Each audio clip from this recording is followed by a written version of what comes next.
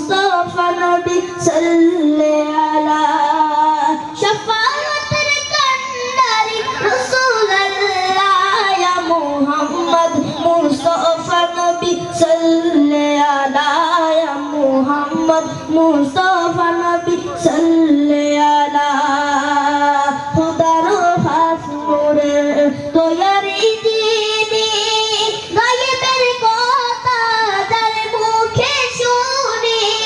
খুদার খাস নূরে তৈয়ারি যিনি গায়েবের কথা